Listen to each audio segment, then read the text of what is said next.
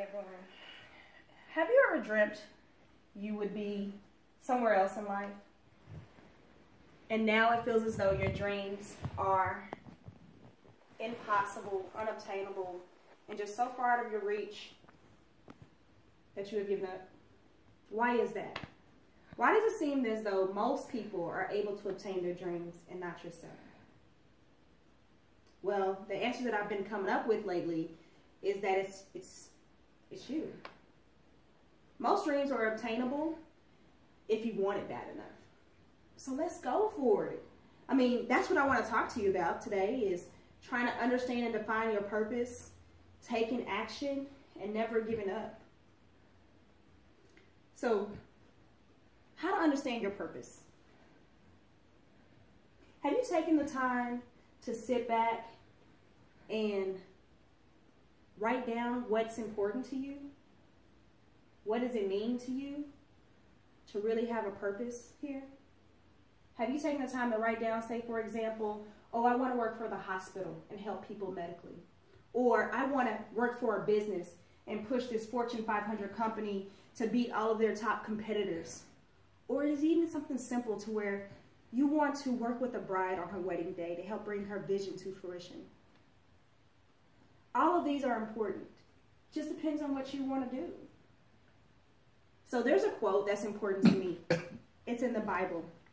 Proverbs 29:18, and it says, where there's no vision, people perish.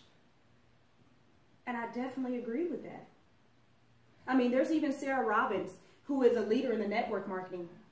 And she says, if you know who you are and where you're going and why you're doing what you do, then you have vision to succeed.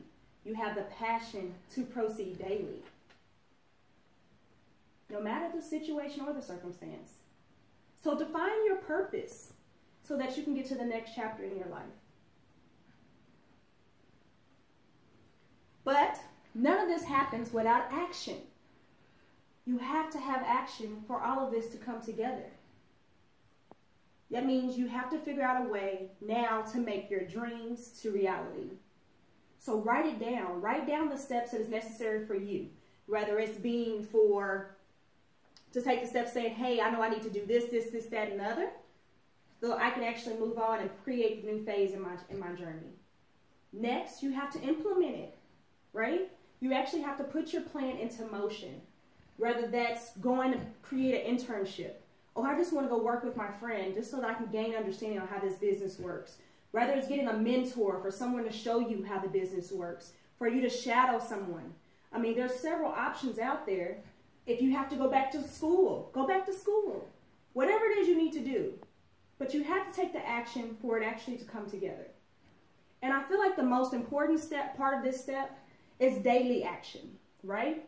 And to give you an example of that, you go to work every day, no matter what. But when you're sick, Susie, she's still at that job.